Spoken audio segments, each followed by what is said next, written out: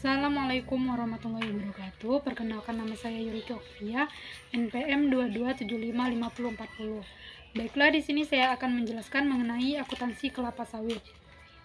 Adapun definisi yaitu panen adalah pemotongan tandan buah dari pohon sampai dengan pengangkutan ke pabrik yang meliputi kegiatan pemotongan tandan buah segar, pengutipan brondolan, pemotongan pelepah, pengangkutan hasil ke TPH, dan pengangkutan hasil ke pabrik. Secara umum, kelapa sawit dapat dipanen pada umur 3,5 tahun dari masa penanaman, tergantung mutu perawatan yang diberikan dan jenis varietas yang ditanam. Pemanenan yang terlalu muda mengakibatkan sedikitnya kelapa sawit yang dihasilkan, dan pemanenan yang terlalu tua akan menyebabkan buah akan segera membusuk. Adapun sistem panen yaitu standar panen yang digunakan antara satu perusahaan dan perusahaan lain kemungkinan berbeda. Tandan buah matang minimal harus memiliki 5 brondolan di pinggiran pertanda buah siap dipanen. Pelepah yang ditunas dipotong 3 bagian dan disusun rapi pada gawangan mati. TPS dan brondolan disusun rapi di TPH untuk pengangkutan ke publik.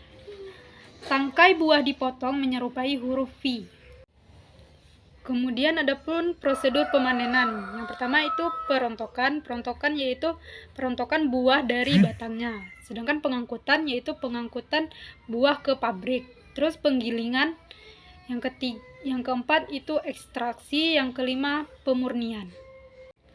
Kemudian identifikasi biaya panen, yaitu biaya tenaga kerja, biaya transportasi, biaya perlengkapan panen, biaya peralatan panen, dan biaya perawatan TM. Kemudian yaitu akuntansi panen. Akuntansi panen yaitu semua biaya yang terkait dengan proses panen dibebankan pada periode berjalan. Aset biologis yang dihasilkan dari proses panen diakui pada nilai wajarnya, dikurangi dengan biaya penjualan pada tanggal panen. Adapun bentuk jurnalnya yaitu aset biologis TBS pada keuntungan penilaian nilai wajar TBS.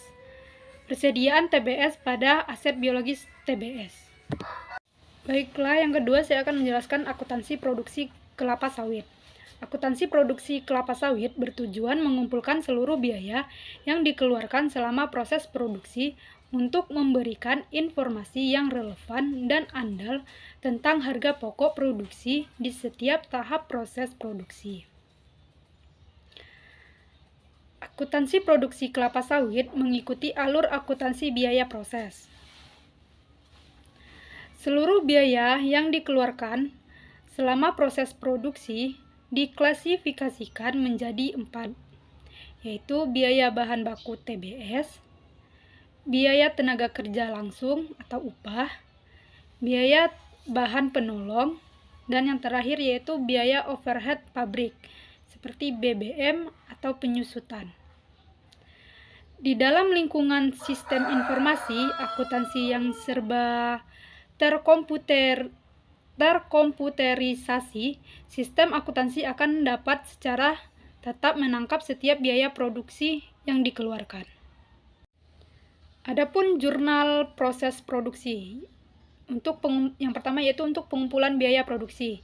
BDP biaya bahan baku pada persediaan TBS, BDP biaya tenaga kerja langsung pada kas atau bank, BDP biaya bahan penolong pada persediaan bahan penolong, BDP BOP pada persediaan OP dan atau DLL.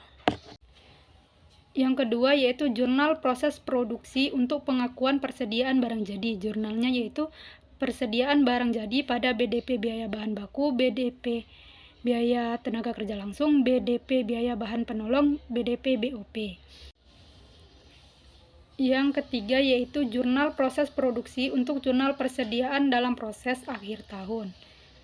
Jurnalnya yaitu persediaan bahan dalam proses pada BDP biaya bahan baku, BDP biaya tenaga kerja langsung, BDP biaya bahan penolong, BDP BOP. Yang terakhir yaitu jurnal penjualan barang jadi. Adapun jurnalnya yaitu bank atau piutang pada penjualan, beban pokok penjualan pada persediaan barang jadi.